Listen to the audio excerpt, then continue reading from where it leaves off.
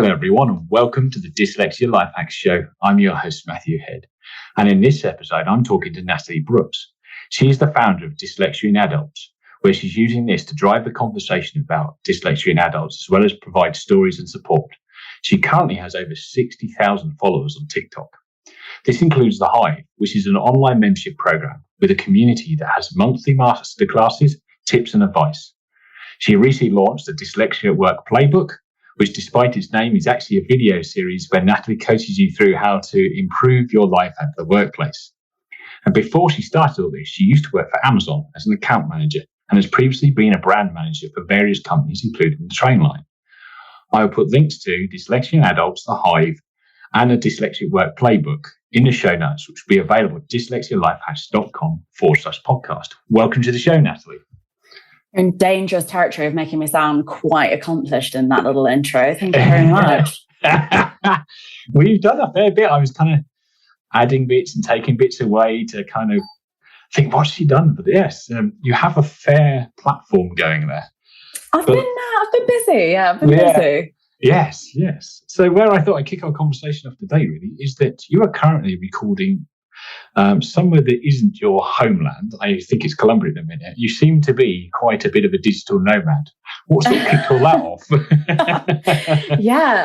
Well, to be honest, I had a really rocky time with employment and work and kind of working. And that's what kind of spurred on this whole dyslexia platform that I have and the community that I run and all of that.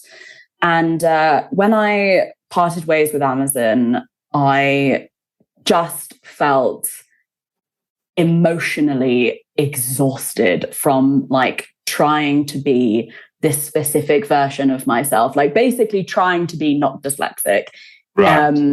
Like doing everything I possibly could to be quote unquote normal. And it was exhausting. And so I have this wonderful friend who was like, why don't you just go away for a few days? And I just launched the community as well, and The Hive, to kind of like help people on the journey that I'd been on as well. And my friend was like, why don't you go and just go to Lisbon for a few days, which is one of my favorite cities. There's this company where you can work in, you can stay there and you can work there. They've got offices and stuff where you can just kind of like pitch up and work. She was like, go there for a week, get some sun, recharge, come back, like crush the whole like entrepreneurship thing. And what she doesn't understand, what she kind of like failed to misunderstand about me is that I absolutely loved it and I didn't stop. So it's actually a very good story. He actually I just arrived there literally on a one-way flight ticket because I was like, well, what if I get scared and I want to go home? And so I didn't know how long I was going to be there. I thought maybe I'd be there 3 days, 5 days, a week, maybe most. And I made all these amazing friends that were also digital nomads. And one of them was like, hey, why don't you come with me to Costa Rica? And I was like, no, that's ridiculous. I'm obviously not coming with you to Costa Rica. And after a few beers and very minimal persuasion, I booked a flight to Costa Rica. And the rest of the life is kind of history. I've been traveling now for a year and been kind of all over.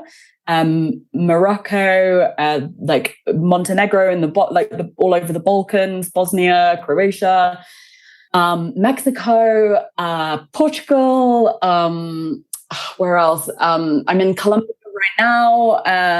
So it's one of those things where I had literally zero intention of doing it, did not plan this like lifestyle, but completely fell in love with it. And I feel like I have this amazing opportunity of being self-employed and not having to work in a specific time zone or a specific location. My job has just incredible flexibility, which I'm just so incredibly grateful for. And I basically decided that I have to make the most of it while I can.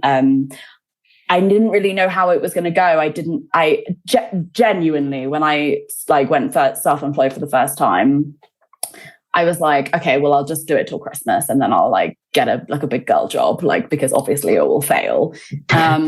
And it didn't. And so so Costa Rica was kind of like, well, I better do it now because I'm going to have to get a job in 3 months' time when I run out of money. Yeah. And then I didn't have to stop. And then I realized that this is amazing. And so the rest is history. But I'm hoping that that's not going to make me too unlikable, because I do live in quite a lot of fear that when you tell people that you have a job that you love and you travel the world, that it instantly makes you quite unlikable. I could see envy being a problem here. It doesn't like instantly like ingratiate yourself with people. But like on a serious note, what I really try and do with my business is inspire people. The kind of the slightly cringe truth that I, sometimes feel a bit uncomfortable in saying is that I used to live in a little bit of a box that I was kind of trapped in with dyslexia. It really crippled me, and it made me yearn for safety and doing things I was very cautious. And everything was about working out how I could ensure that I kind of didn't have any, big dyslexic mishaps or like big problems or things like that. And a lot of the last 3 years of running the account has been realizing that and unlearning those, I call them I'm dyslexic moments. I don't say them. I wouldn't out loud be like, I can't do that, I'm dyslexic. It's just something in my mind, or deep down in my soul, that I just privately go, I can't do that, I'm dyslexic. And so what I feel like on the account, my job now is to kind of like obnoxiously push people's boundaries to be like, come on, guys, like, you can do this. Like, if I can do this, like, you don't even know the amount of dyslexic mishaps I have had. If I can do this, anyone can do this. So I really try and help people realize that I am not special, like, at all. And there's nothing that I do that other people can't do. And that's something I've become like more and more passionate about. I don't know if that's so cringe that I've probably put people off more than the travel stories, but that is the truth of how I feel about it. Well, what I'm going to do is take you away from all the sunshine and maybe some cringiness back to Blighty and the younger you. So at what point, and probably where were you, because that seems appropriate at this point, did you find out yourself that you were dyslexic? Yeah, so I was incredibly lucky, and my experience is not the same as most people's. And I am so grateful that my parents picked up really early that something was just not quite clicking. Okay. That there was this articulate, like, curious, capable child that was just failing. And they, luckily, my mom and a teacher put 2 and 2 together and realized it was dyslexia. So you were like sort of like primary school age at that point? 7, yeah. 7? My mum and I can't actually remember. We think we've settled on 7, but okay. it could actually be 5 or 6. Okay. Yeah, I was 6 when I found out. Yeah, it was really young. So it's one of those pieces of information that I don't really remember finding out. It's something I've always known is the case with me. Yeah. And I think for me, what I often say to people is my diagnosis was my coat of armor. It was like a shield that when people made me feel stupid, because very rarely people actively tell you you're stupid, they make you feel stupid. Yes. Yeah, I'd agree with that. Don't get me wrong, I've also had times where people told me I'm stupid, but 9 times out of 10, I actually just feel stupid in a moment, not actually actively told that I'm stupid. That it was kind of like, okay, this is not going well, but I understand why. And I understand that it's not something that I should be ashamed of. I've never been ashamed of being dyslexic. I've always been frustrated by being dyslexic, I think is the better description. that's my experience. Yeah, so what sort of, obviously, if you were sort of picked up and statemented sort of as 6-ish, what sort of measures were your school and your parents putting in place then to sort of help you along with it? Was there any particular intervention they did at the time? Because I remember back at that age of primary school, them sending me away to different other schools to go sit in. I can't even remember what the teacher did, but and then like go around rooms and tell people where to put things and stuff. It was all sorts of things, throwing basketballs back and forth in playgrounds while the other kids are doing other things. So what was your experience of that at a young age where you were kind of walking through it? Yeah, so the school I was at was a good school and like very supportive, but they didn't have any specific kind of support for dyslexia. So my mum was like, okay, right, well, you're out there.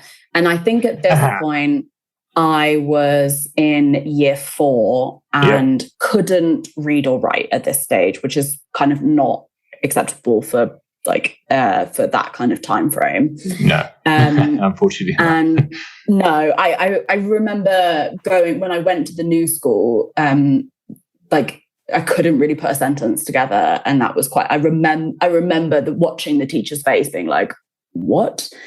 So my mum first tried working with that school. They were like, "Sorry, we don't really know what we're doing. So like maybe try somewhere else." And then she went around a number of other schools. And interestingly, they all said she's really like doing okay. She's not a failing student, so we can't give her support. There was always this concept of like, I'm good enough, but that I don't deserve like as much support as I need. Anyway, then I ended up going to a private school that did have specific support for dyslexia. And they really did turn around the whole reading and writing thing. I'm by no means a literary genius, but I can string a sentence together now. You're not writing War and Peace in the background then, right? Not yet. It's not on the to-do list, but not yet.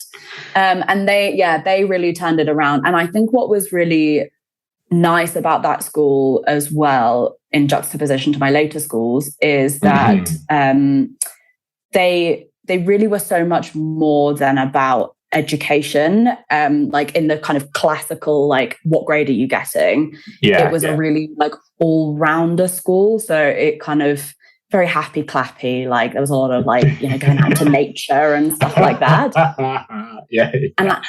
And I think at the time when I was not really thriving, that was exactly what I needed.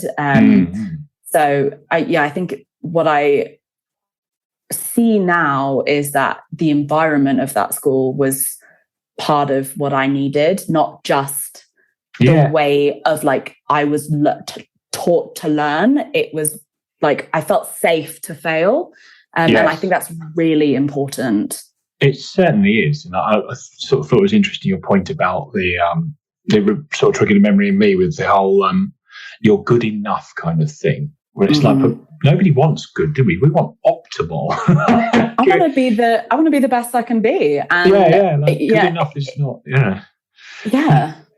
It's really frustrating. I remember sort of GCSE time. It was like, if I ask for extra time for you, Matthew, in this particular, somebody's going to laugh at me because you're clever enough not to need it. But I'm still dyslexic, and I want the optimal result from this exam, not that I can make a C grade. What I often describe dyslexia as, which is going to go down absolutely horribly on a podcast, is that there's a gap. So there's where you can achieve, and that's at one level, and then there's a level up. And I'm describing this with my hand, which is why it's terrible for a podcast. There's one level up, which is what you're capable of, and that to me is dyslexia. Like, I was able very comfortably to get like B's, but this has taken a long time. Like I said, I've been running this thing out for 3 years. I am smart enough to get A stars, but I have to find a way of unlocking my way of doing things that achieve A stars. And that to me is what dyslexia is. I am extremely capable, but sometimes the gap between what my potential is and what I'm able to achieve is sometimes what dyslexia is for me. Yeah, and that's where the help coaching or technology comes into place to try and bridge the gap, so to speak. Exactly, yeah. And sort of building a bridge across it. But you clearly did okay out of education, because I was scouring your profile and realised you had a degree in international relations and politics, I think I've written down here, but I've written it down so badly I can't read it. You're really not helping this drive of people liking me by adding that I'm a politics nerd. Yes. I was like, that's a fair, like, I've got a degree in engineering because it was not because it's not word heavy, but it's not a word heavy subject, so it suited the way I'd learned. But this feels like quite ready heavy. Yeah, so it's actually interesting. So I followed my happy clappy, like friendly, fluffy school that was like, failing is part of the journey. Snaps for Natalie for getting third place. To going to what can only be described as a high-pressured, academic, very what do you mean you're not going to go to Oxford school? Whoa. Okay. Yeah. Yeah. It was a real, when I said it was yeah, when I described it as a juxtaposition, I wasn't messing around. It was very much, I vividly remember a conversation with a teacher where I said I got an A and they said, "Oh, are you going to retake?" I was like, are you serious? Wow. Wow. Yeah. And they were like, they commiserated me for getting an A. And I was like, this is a really weird scenario that I'm in right now. Yeah. Congratulations, you did super, super well, but that's not good enough. Exactly. That is exactly the school I went to. Oh my but God. that was really dyslexic friendly. They had a dyslexic support building. So it had a whole separate building where I went to school with, where they taught certain subjects in what was then classed as more dyslexic friendly way. And so yeah, it was interesting. Their strategy with dyslexia in the school was they took you out of foreign language classes and they gave you extra English classes. So all my English classes in this special environment of only 6 kids, no other classes, which now when I understand everything about dyslexia, I'm like, what? And I bet you're almost cursing not doing any foreign languages. Now you're going around the world. Oh, you don't even understand the intense frustration. The amount of times I'm like, "Hablas inglés," which in Spanish is do you speak Spanish? Yes. And I'm like, okay, all right. No, do you know what? Actually, that school was, for the time, we're talking, 20 years ago now,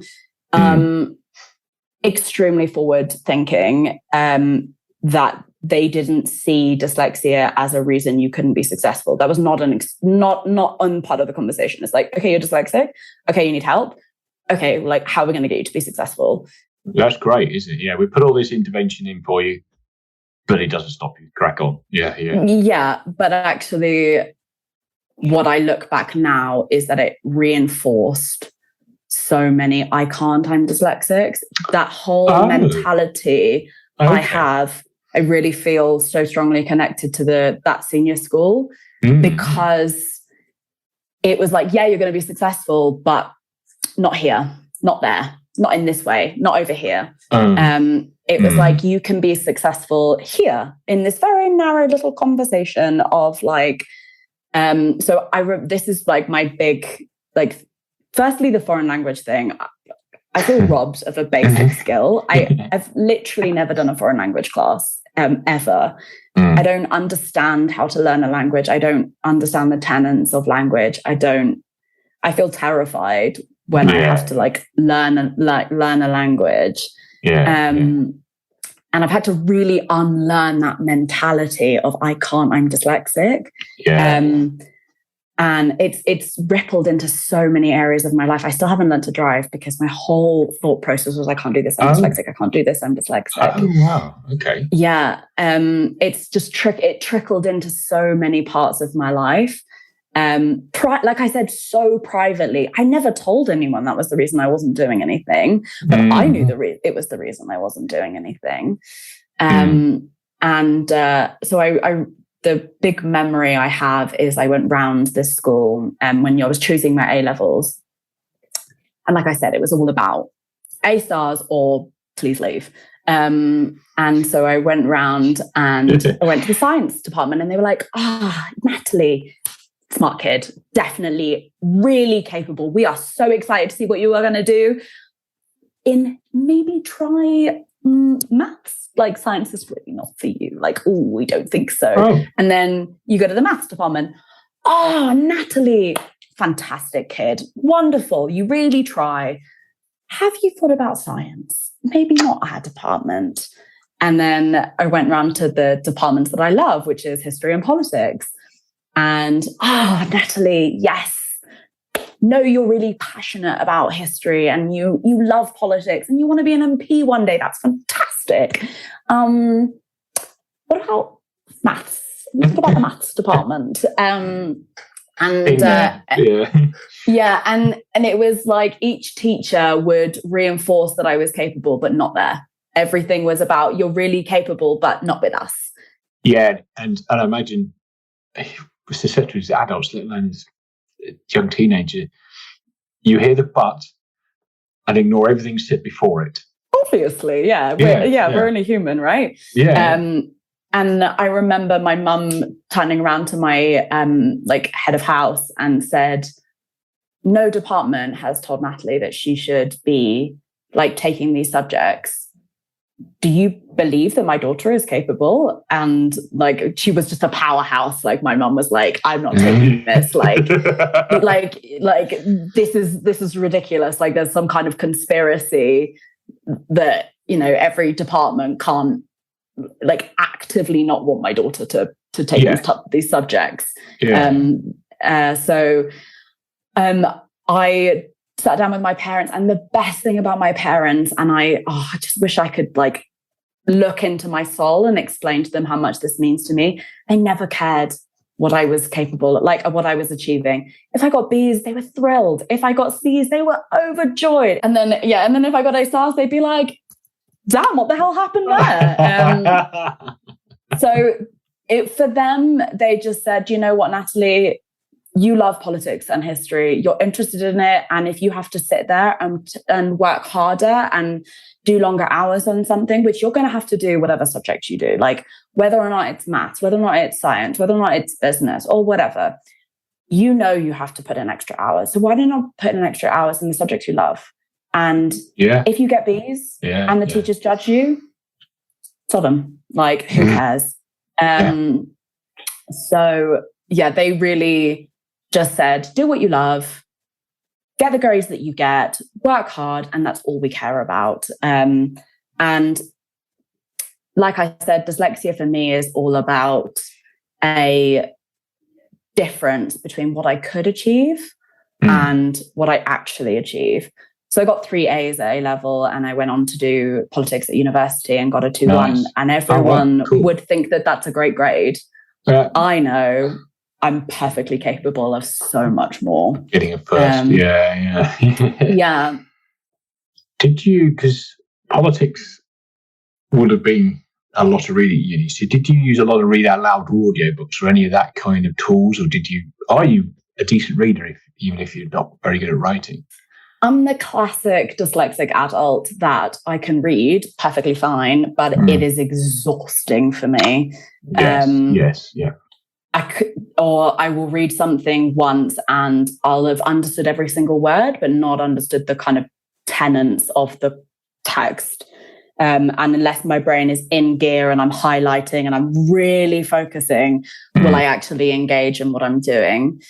I think for me, with education and dyslexia, everything was always about just doing it the Natalie way. It wasn't really about tech like read aloud or, being provided documents in advance and things like that. It was always just doing things a little bit in a cheeky fashion. So what I used to do is when I was writing my essays, I would read one academic journal and kind of get I'm really capable at getting the theory of something. I can understand a concept really quickly and easily, and I can like see the theory of everything very quickly, have that whole big picture pattern connection of dyslexia really strongly. And for me, it was like, I'm just here to game the system. Like, I'm here to it was like, I'm here to learn because I'm interested, but in reality, I'm here to get my degree. And so like, how do I get my degree? And so I used to read one academic journal and then take all the quotes that they quoted and use them as my references. So I'd only read one article and have like 30 sources. And I personally thought I was a genius for that move. So I would read like one or two pieces, or like I would hunt for quotes. So I'd maybe like Google quotes, something, find it in an academic journal, put it in my reference. Bob's your uncle, Fanny's your aunt. Like the essay was a 2-1. It was all about finding a way of reading without reading was the way that I used to basically. It's like, I understand it because I've watched YouTube for an hour. Exactly. Or I would, you could get those like cliff notes of like concepts, and then they would like quote specific things. Then I would just like take the quote from the cliff note book that I'd read and then put that in. So no, I pretty much did like zero read. I actually read more outside of university, like post leaving, than I ever did at university. I became extremely skilled in drinking at university. That was my main skill set. It sounds like quite a lot of people did that. Yeah. I think that was it was all about doing the bare minimum. Like for me, university was just, all about doing the bare minimum. Okay, so after doing the bare minimum and having a degree in international relations and politics, as well as a degree in how to drink a lot. That's correct. Including the hangovers to go with it, I imagine, at points. Not at 21, but now I firmly. Good point, 21. Yeah, I was immune at that point as well. So you then roll into the world of work. And from what I can tell, skimming over your career history, you have mainly worked in sort of branding and marketing. How did you shift into that from wanting to be a politician before you started your degree course? Yeah, like I said, for me, there's a big theme of I'm dyslexic. The last 10 years are just riddled with doors not opened. Internal doors rather than people not opening. Yeah. Exactly. Yeah. I wouldn't even try and walk through the door. I would make the decision way, way, way earlier than that. That like, this isn't for me. I'm dyslexic. So despite being, what I describe is I was extremely capable at educating myself. I knew how to educate myself in my Natalie way. It wasn't usually through the lectures. It would usually be afterwards. But I knew how to get good grades. I knew how to kind of get through education. And then the big wide world hit me like a bus. Oh, okay. So I did a couple of summers at Westminster trying to like figure out the whole like becoming a politician thing, or like, just being in the world of Parliament, or like being a researcher, or whatever it was going to end up being. That's just where my passion was. And actually what I've realized is that it's all to do with my big picture. That's why I love politics, is the whole big picture thing with dyslexia.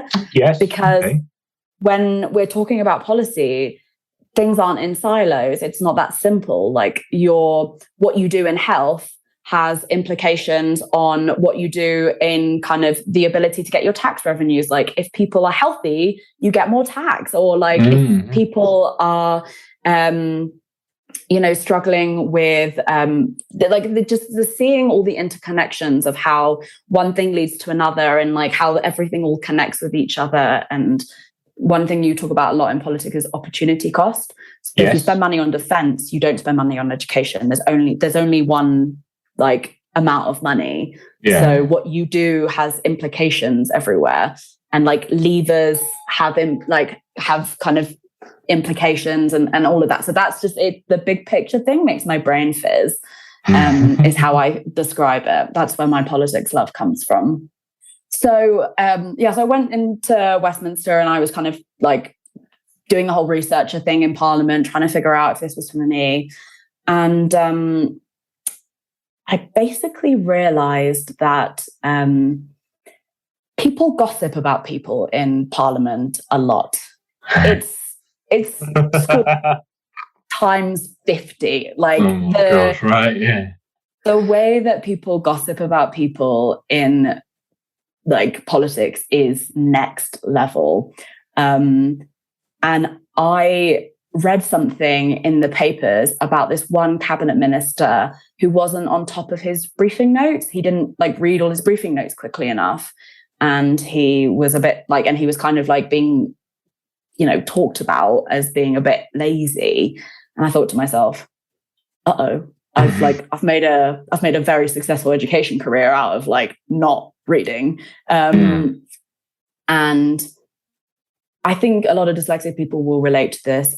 I had this deep-rooted fear that people would find me out as not good enough because of dyslexia. Yes. Preaching to the choir over here. Yeah. And so I decided, you know what? For many other reasons as well. It wasn't like, I think, from anyone who's even glanced at the paper over the last 10 years will know that Westminster is a fairly toxic environment and I had a few bad experiences. But I think one of the leading reasons I didn't follow that career path is this sense that people would judge me for being different and I would be like found out as somehow less than. And I was terrified of that feeling. And so privately, quietly, without telling anyone why, I just said, no, I'm not going to do that. And close that door. I mean, listen, my life is fantastic right now and I'm very happy. And I don't regret it in a funny way, but I definitely closed a door that I could have walked through because of my mentality of I'm dyslexic. And it's worked out okay for me, and never say never on the whole politics thing, but that's kind of what happened 10 years ago. And then I went traveling around Thailand because I was 21 and that's what you do, living like my best basic life. And I came back. I was absolutely broke as hell. I imagine you were. I just picked up the first job I could get, which was data entry, believe it or not, as a dyslexic person.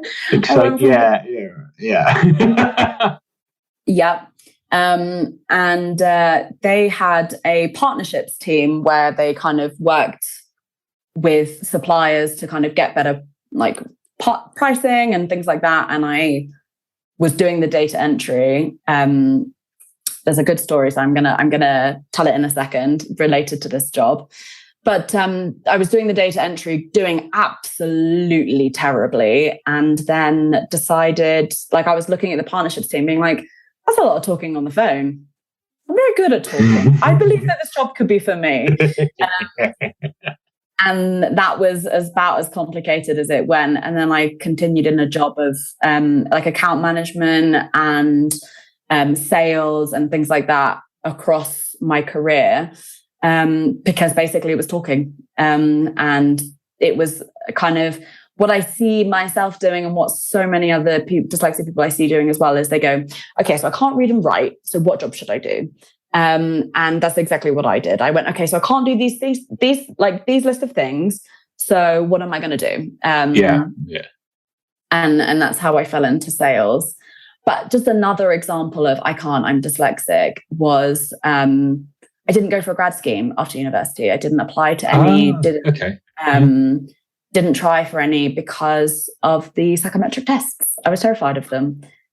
Yes, I hate them.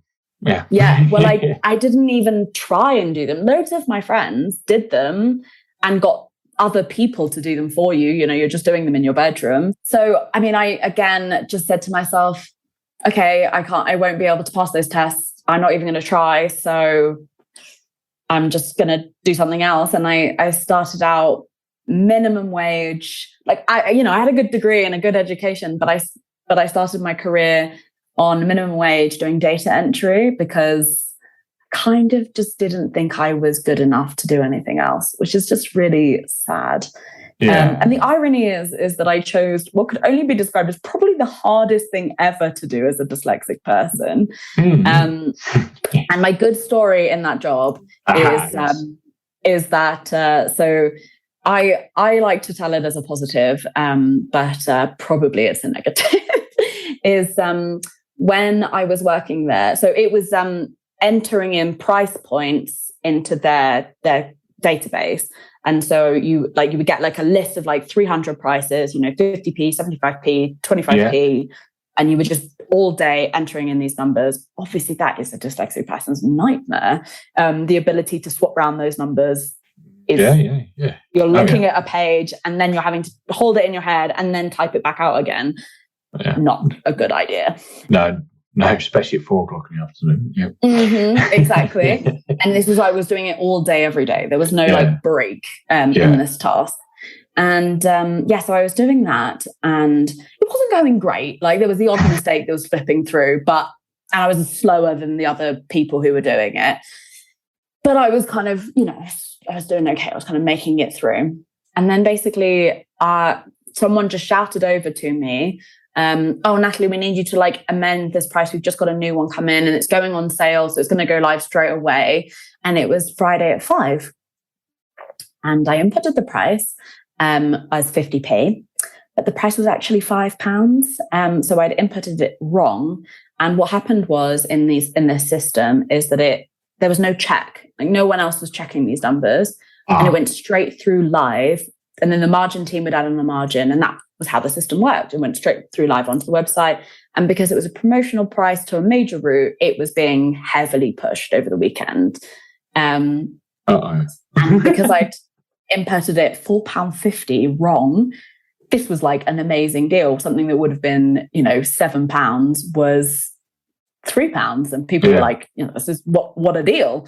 And that was the sale price. So I can't even remember what it would have been if it would not have been on sale. So it was just like, it sold like great guns. And it was Friday afternoon. So no one was in the office to realize that it was going like wildfire. So I lost that company over £5,000. In one weekend. In one foul swoop. I'm a kind of walking contradiction of everything I've said. You would never have known then that I wasn't confident. Like deep down inside, I wasn't confident. I didn't think I was capable, but I've always been able to talk. Like an ability to kind of like have a facade of confidence has always has always been possible for me. So my boss comes over and it's Monday morning. He brings me into a meeting room and, the conversation is going down the lines of like, you're about to be fired, which is totally fair enough at this point. I think in his defense, I'm impressed he didn't fire me before for the consistent mistakes and the slowness.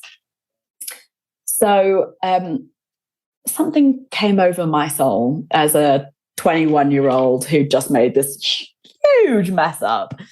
And I said, the thing is that I think you need to take a look at like your own responsibility in this scenario.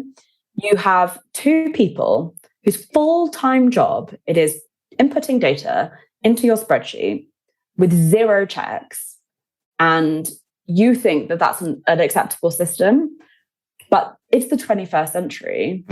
I've been speaking to the tech team, and actually what you could have done, but you've chosen not to, is you could have an API that your suppliers could input the prices in, and then our job in the head office is just to check those prices. So then the culpability is shared between the supplier and the head office. Instead, you're leaving all of the responsibility to yourself as the business. This makes absolutely no sense. You're also having to pay 2 people full time to do data entry, which is madness in the 21st century. And I was like, listen, I'm really sorry for the mistake, but I think maybe you need to actually look at your systems, not the mistake I just made. Wow. Yeah. What a speech, yeah. What a speech, right? I don't know if it was... That's the political background right there, isn't it? I don't know if it was delivered that articulately, but that is what I said. We'll pretend it was. For the sake of the story. I mean, that is definitely what I said. I made all of those points, maybe potentially more precociously than I just did then. I think, again, this is an exact example of dyslexic strengths. I'd looked at the system and been like, this is mental and this is a solution. So that big picture of like, I was able to see beyond my part of the puzzle and see how there was a solution and what implications that solution had in the fact that it reduced cost of headcount. It reduced the ability of like what that business was responsible for if any mistakes were made, because they literally in the budget had an amount of money that was there just for mistakes from the data entry team, which was mental. Yeah. You know the system's not right when you've got a budget for it being wrong. Right? Yeah. So I pitched this new system to my boss, and to this day, I do not know how I managed to get out of that scenario, but he didn't fire me.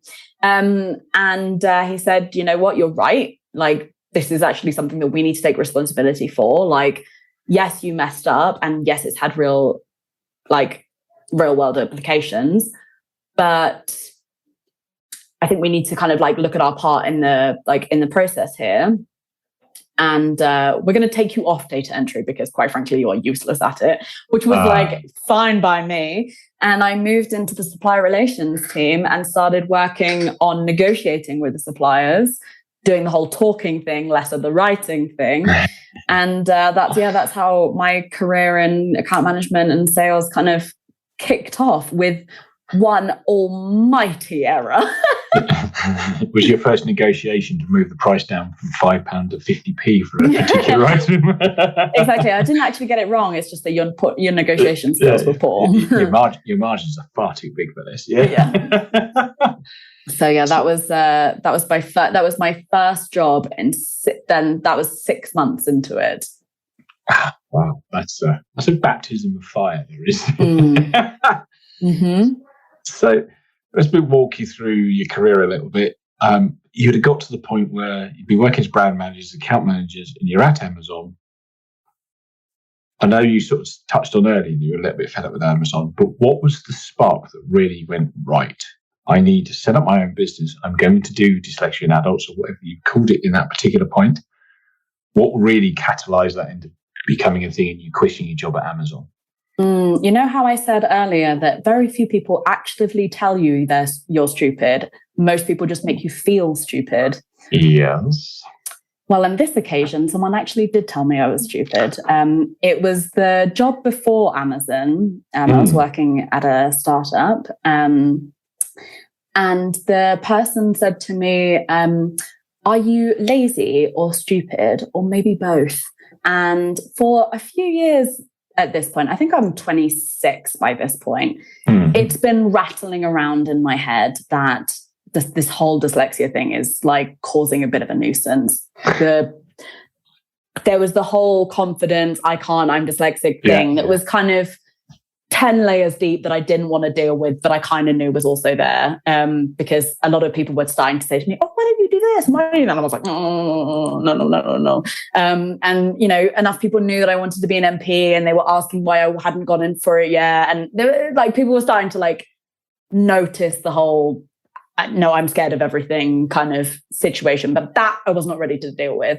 But what I was very cognizant of at the time is that I was really struggling with like day-to-day, like small attention to detail tasks that like those small dyslexic mishaps that I think every person can relate to. So in this job, I was working in sales, but I was working across euros, pounds, and dollars, and I was regularly quoting prices with a euro sign, but I meant it in dollars, or a dollar sign, and I would quote it in euros. So it'd either be like really expensive or like really cheap, and you have to kind of stand by your price that you quote. So I was having a few mishaps with that. and I was having to write all these sales emails, and I was kind of getting like, I was writing people's names wrong. Like it was tiny mistakes that were kind of like, in this occasion, my molehill was becoming a mountain of problems. So that was kind of what I was completely aware that I was struggling in the kind of day-to-day tasks of dyslexia. Deep down in my soul, I think I also was aware of the whole confidence, like, struggle thing, but I wasn't really ready to deal with that. And I think also my school experience of being taught how to educate myself, I genuinely understood how dyslexia worked in education. I was like, well, how do I figure out this whole adult dyslexia thing? Like, I just need to figure it out. Like, I know that I can do this. I just need to find the Natalie way. Like, what is the Natalie way? And how do I figure out what that is? Yeah. And whenever I researched it, it was kind of coming up crickets, or there would be like one page on a kind of massive website for kids. And then it'd be like, adult dyslexia, some common traits. And I was like, no, I'm living my life. I know the common traits. I need the common solutions to the traits. Yes. So yeah, I was kind of like feeling a little frustrated. And I don't think that I could explain to like the people listening right now how I am just truly not a girl that does like stuff on social media. Like at this point, when I started the account, I had probably last posted on my personal Instagram account over a year ago, and like maybe it'd be like one story like every time I went on holiday, just to be like, ha guys, I'm on holiday. I was genuinely at my wit's end. I just didn't know how to help myself, and I didn't know where to turn. And the most crippling part of it all was I felt so alone. I truly thought that it can't be adult dyslexia, because if it was adult dyslexia, then everyone else would be talking about it. So the fact that no one was talking about it started to seep in this little voice that was like, the problem is that you're stupid. The problem is not dyslexia. Like, you know, look at how much time and effort people are putting into kids. If it was that real a problem in adults, then the same thing would be happening. Yeah. And what I've realized now, better understanding dyslexia, is that as dyslexic people, we have amazing ideas and amazing ability to create connections and see things differently. But because we see things that are so obvious to us, but so completely not obvious to everyone else, we think that our ideas must somehow be wrong. That there's something you're like, oh, no, someone else would have figured it out. Someone else would have worked it out. Or I used to think, well, one of the things of thinking you're stupid is that you interact with everybody else like they're smarter than you, which gets you in trouble in all sorts of ways in conversation. If you're talking to somebody as if they're smarter than you, so they will know what you talk about. And it's like, well, I've thought of it. Then all the clever people have thought of it and realised the reason it doesn't work. If it's really obvious to me and I'm stupid. Exactly. So there was this whole, no one else is talking about adult dyslexia. So it must just be a me thing, or like it must not be really a problem for everyone else, or, you know, whatever. I just, for a few years now, had been starting to dismiss it. And then, I mean, thank you so much to that absolute insert like beep here manager who said to me, are you either lazy or stupid, or maybe both? Because he gave me the almighty kick up the arse moment to create change. And I was sobbing on the tube home and went onto Instagram, created an account called Dyslexia in Adults, put up my first post, which was like, this is a community for adult dyslexia. Like, do you feel like this? And pretty much instantly, everyone was just like screaming back at me, oh, yes, I feel like that too. Like, I can't believe you are saying these things. I thought it was just me too. And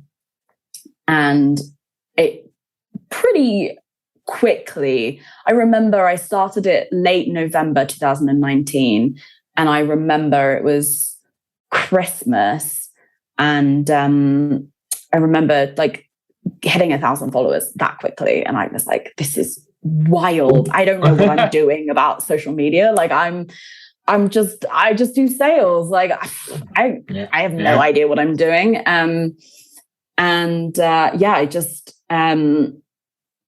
I just put out how I really felt, like deep down inside, the stuff that I wasn't even ready to admit to myself I was talking about. And I think it really hit a chord with people. And that was how the account started. That's the kind of that's the story of kind of where it started from. Yes. So I guess almost the account, you're really authentic yourself. Does it almost end up like being a sort of, one of a better phrase, a bit of an online therapy session for your own self as you post things and people reflect things back at you and you're like, okay, I had that assumption about myself wrong, and that one, and this one, and this one. Yeah, definitely. I think for me, the biggest thing was I was in such a negative place. I really was just like in this doldrum of, I don't know how to help myself, and I don't know where to turn because everything has a failure. Like I would leave one job because of like dyslexic mistakes were starting to catch up with me and I was getting scared that I was going to be fired. Then I moved to another job that I thought, okay, like now I figured it out. Like, okay, this is going to be better. And then the same problems would start happening again. And then I'd be like, okay, I need to leave this job. Okay, I'll try doing sales. I've done account management. Maybe I need to do sales. And then sales wasn't quite working out. And it was this kind of like, I was kind of jumping constantly before the fear that I was going to be pushed. I don't think I was ever in that much danger of being fired, but I felt like I was. Yeah. I never got to the stage where it got serious enough that I was worried. I would always jump again. So I was doing a job every 2 years, like moving jobs. Blind. Before you thought you'd get caught out, kind of thing. That's exactly. That's stressful. Yeah. And also, I mean, the first 6 months I was useless because that's kind of just how it is sometimes with dyslexia. It just takes a little bit longer. So I would often get my probation extended as well because I wasn't picking things up as quickly. And it was just a constant litany of small problems just piling and piling and piling and piling. And I felt like I was drowning. So yes, definitely the account for the first year was just me pouring my soul out of like, I don't know what to do. And like, this is a nightmare.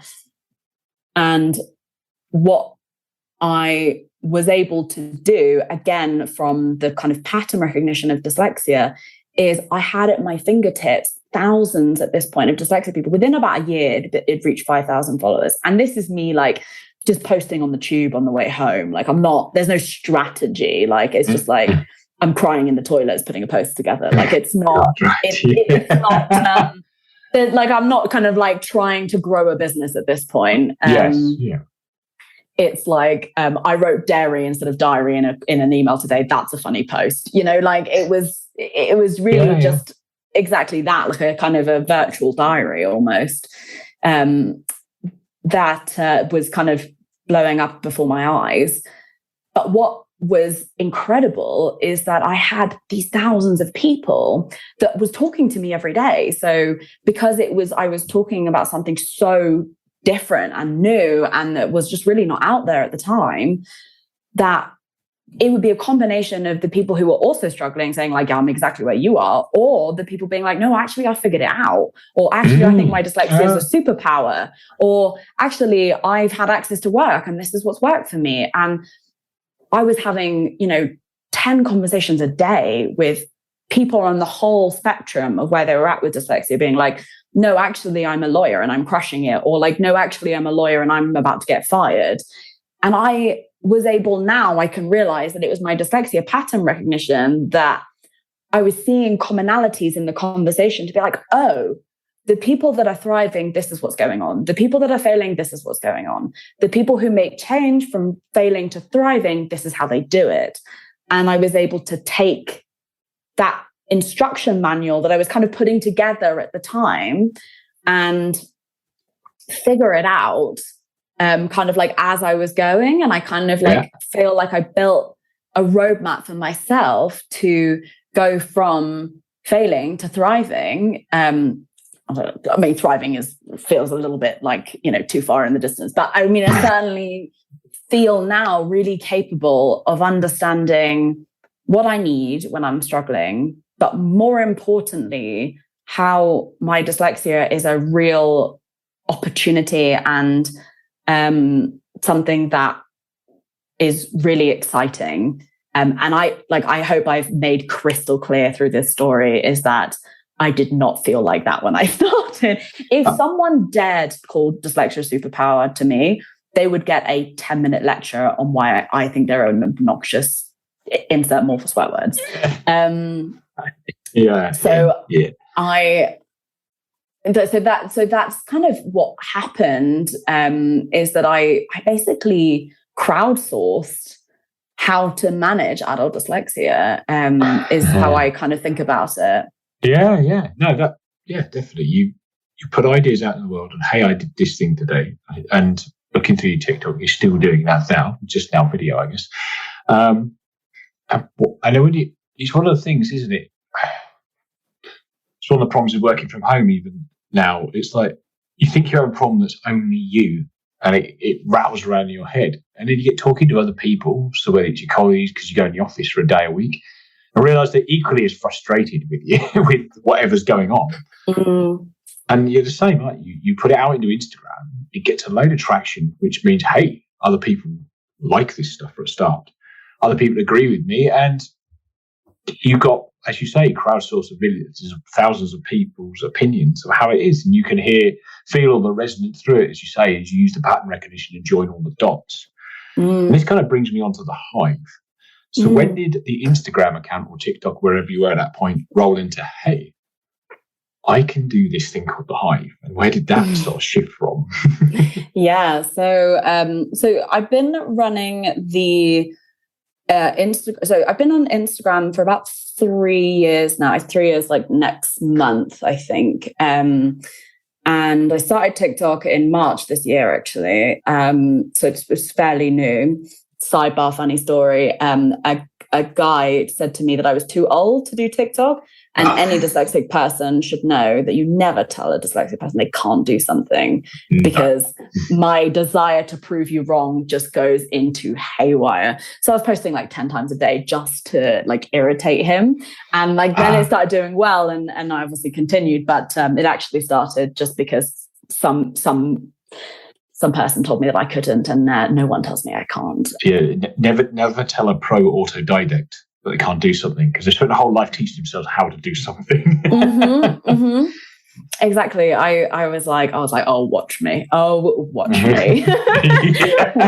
And I every time I hit a new milestone, I text him being like, hey, just to let you know, this is how many followers I have now. I think he's like, I get it, Natalie, like you're doing well. Like I was wrong. And I was like, no.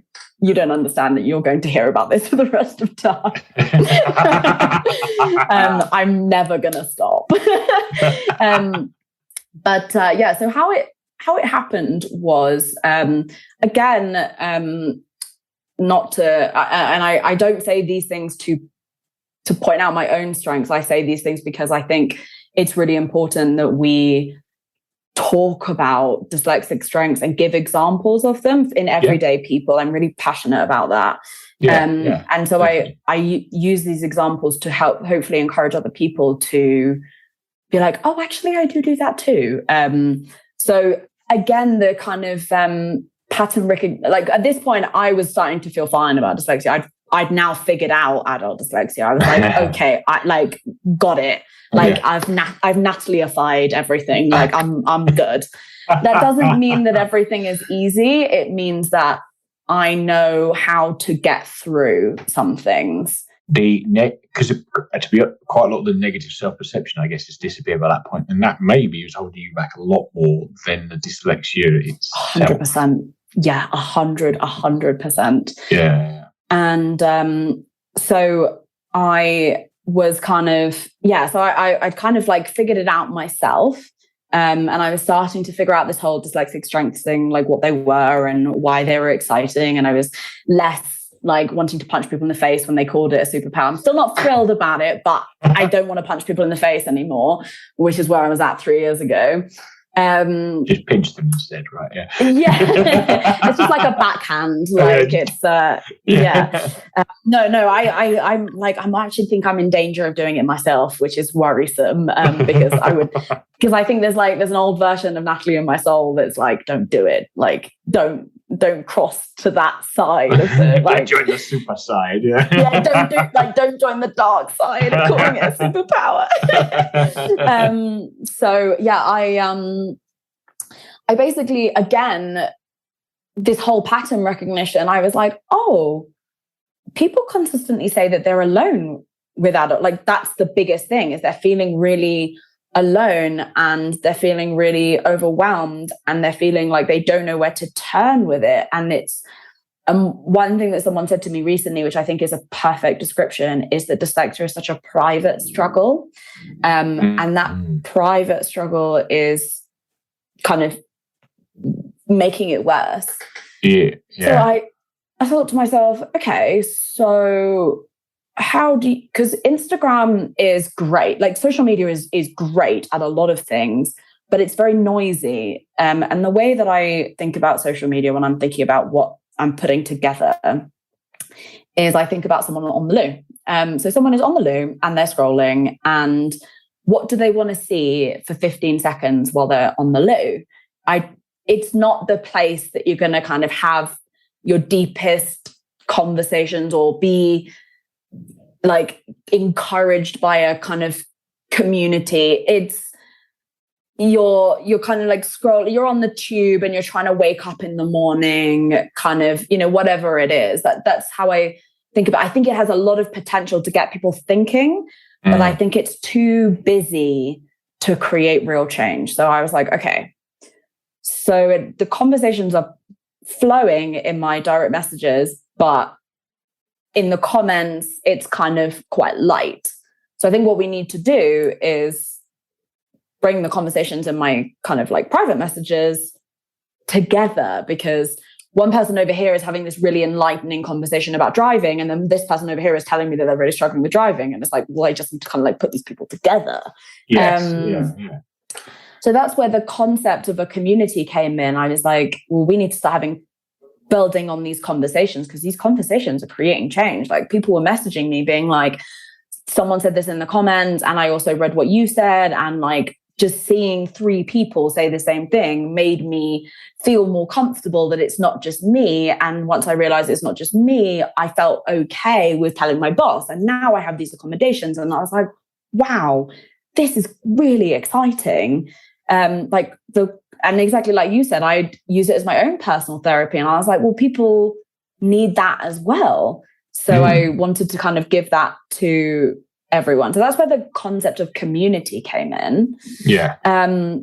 But then what was layered on top of that is I was like, okay, well, people want help, right? They want like kind of an ability to access resources and advice. And the thing is with dyslexia is it's not ever as simple as, oh, just download this software. It's actually always more than that. I agree with you there. Like, the software is like one part of the conversation. So I wanted to also kind of do resources and advice.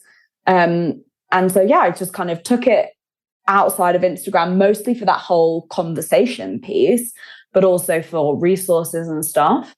And by this point, I was, fairly substantive on size.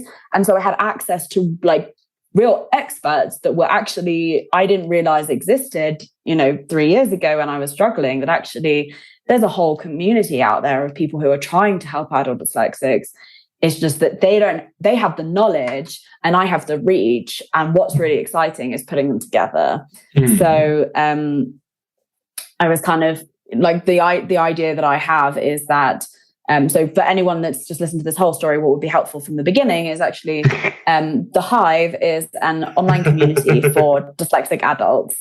And what that means is that we give resources, we connect you to a community of like-minded people. We also have guest experts that come in and talk about specific topics.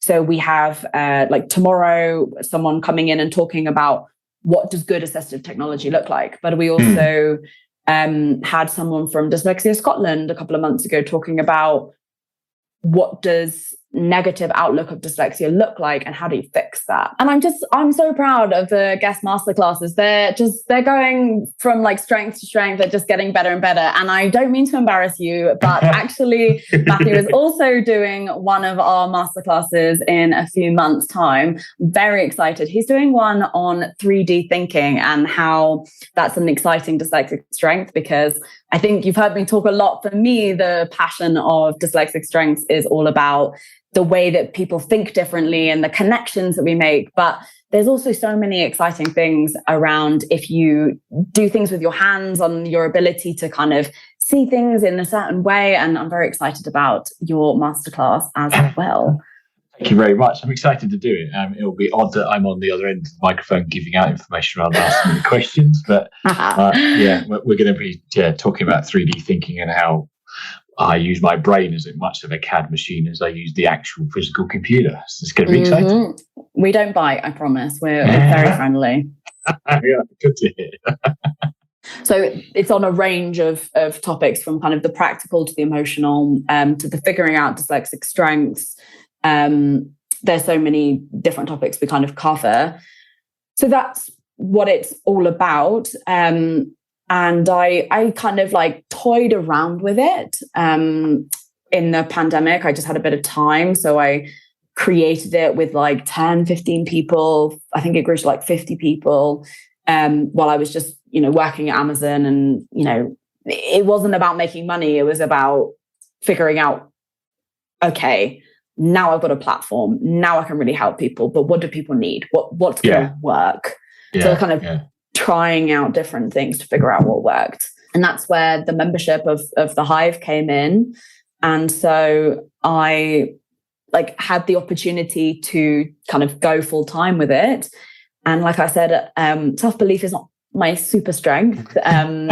So I was like, it was October and it was Dyslexia Awareness Month. And I was like, I'll try till Christmas, and then at Christmas I'll get another job. But it will be a fun ride of like, I'll be able to build it in 3 months, and then I can run it on the side because I would have like focused on figuring it out for 3 months, and then I'll have this amazing side project plus my career, and that will be nice. But actually, it ended up working, and people loved it. And it appears that you can't build a business in 3 months. Who knew? So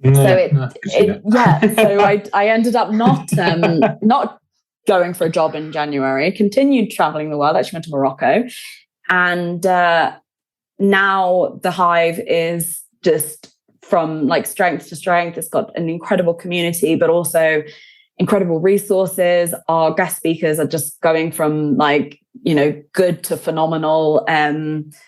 And what is just so exciting is not just through the Hive, but also through the social media reach I have now. And like you said, the other products that I have. Yes. I actually really feel like I'm genuinely helping people and creating change on the thing that almost broke me. I don't know how I got here, but I am just thrilled that it happened. Every door that didn't open ended up being a fantastic thing. The fact that I didn't get a grad scheme, I didn't become a politician, and I started some little social media account, and then the rest is history, really. Yes, it is great, isn't it? It's got something. There's something really liberating about turning something you believed is your biggest weakness into something that's not only sort of therapeutic for yourself, but it's helping other people. So hopefully people hear it when they're find it when they're sort of 18, 19, 21, rather than having to sort of work it out in your 30s sort of thing. Exactly. There's something really nice about that. What I kind of feel excited about is, because of my experience of struggling, I really hope that I'm able to talk about dyslexic strengths in a way that people can get on board with. Yes. Because all joking aside about the whole dyslexia superpower thing, I personally feel it's really alienating. When you're so badly struggling and then someone comes along and they're like, no, dyslexia is a gift. You're like, oh, are you serious? Are you actually serious right now? And it's so far away from where you are that you kind of like, I used to ridicule it. I'd be like, oh yeah. And it was so far away that I couldn't reach it. I couldn't reach superpower.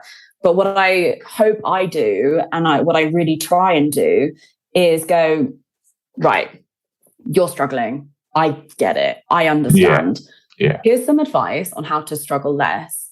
But what we have to do is we have to build in strengths as part of the conversation. I know you don't want to. I know you feel like overwhelmed.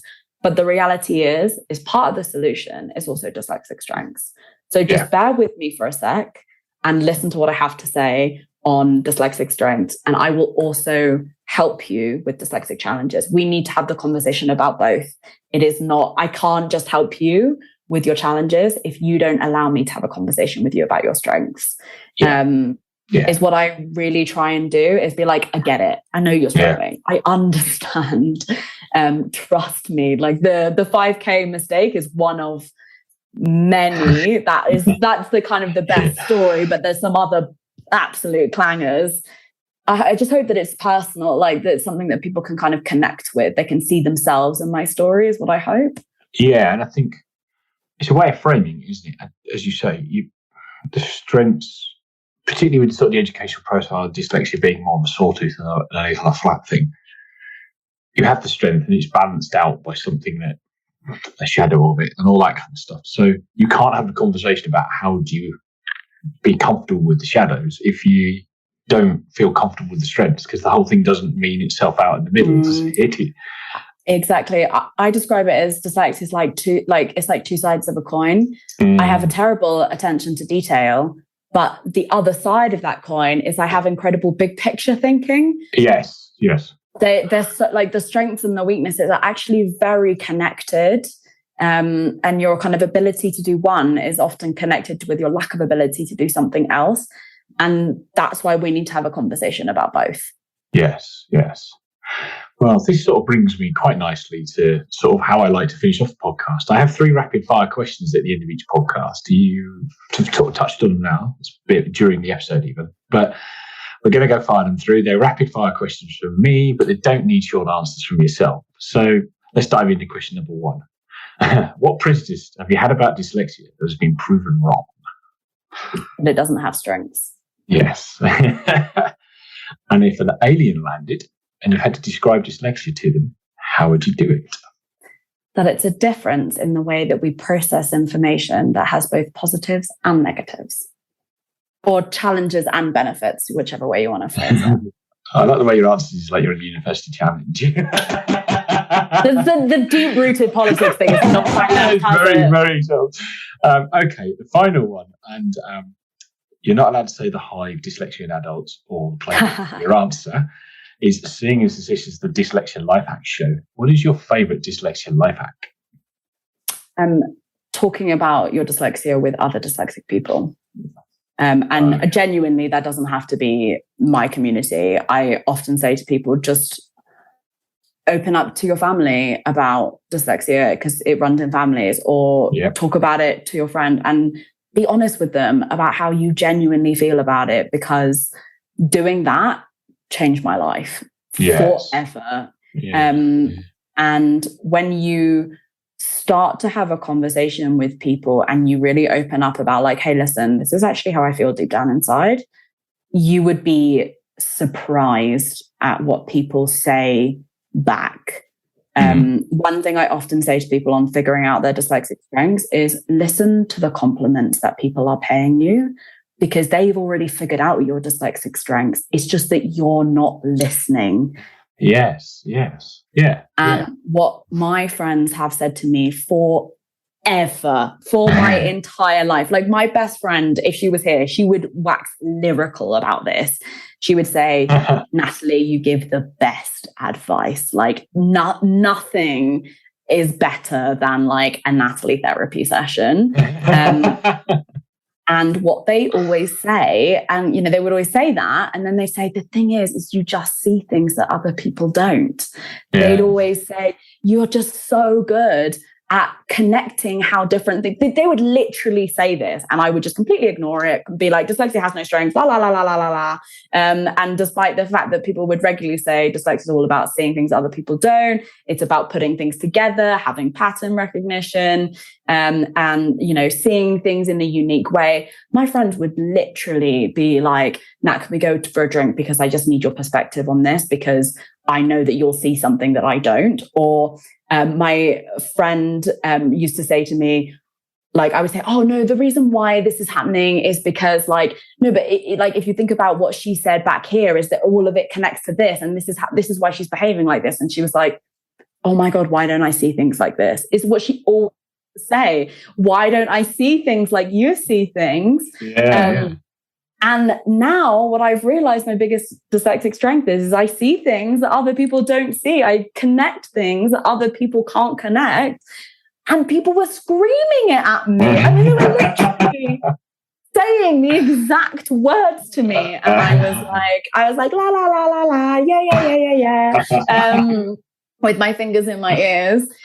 So yeah, that would be what I would say is talk to people about dyslexia, or just say to them, hey, like, what do you feel like I'm naturally good at? Or like, what feels like I'm kind of capable of, or something like that. Because I think you just don't realize that people see already your dyslexic strengths. It's just that you don't want to. So that would be kind of, you're so, like for me, and what I see so often is that dyslexic people are overwhelmed by their challenges, that they have complete, like they're kind of like dealing with this mountain that's right in front of them. And so therefore they can't get to the strengths because they're so busy dealing with the challenges. And if you have a conversation, you start opening up, then people are going to say, oh, but you're so good at this. Or like, oh, but I know you're not good at that. But like, I'm so proud of you because you're so determined and you work so hard and nothing ever phases you. And all of these things. So that's kind of my advice. And it's not just about the hive. I think it just genuinely creates change. Yes, I completely agree with you on that one. Okay, before we sign off, where can people find you, and is there anything else you'd like to add? You can find me at Dyslexia in Adults, both on TikTok and Instagram. So that's kind of where I'm at. If you want to check out the whole figuring out dyslexic strengths thing, or figuring out dyslexia in adults, I guess the only thing I want to say, and what I feel like is kind of slowly becoming my life mission, is just reassuring dyslexic people that thing that you think is just you and you don't know what to do with it and you feel alone with, there is potentially 700 million dyslexic people out there in the world. Yeah. You are quite literally the opposite of alone. There is thousands upon millions of people who feel like you feel, who think like you think, and are frustrated at the things that you're also frustrated by. So please stop feeling alone, because you really don't have to. Great advice. And I want to thank you for taking the time to come on the show today. Oh, well, thank you for having me and listening to my long rambling stories. That's been great fun. They've been great fun. And I want to thank everybody else for taking the time to listen. And I will hear from you in the next episode. Goodbye for now.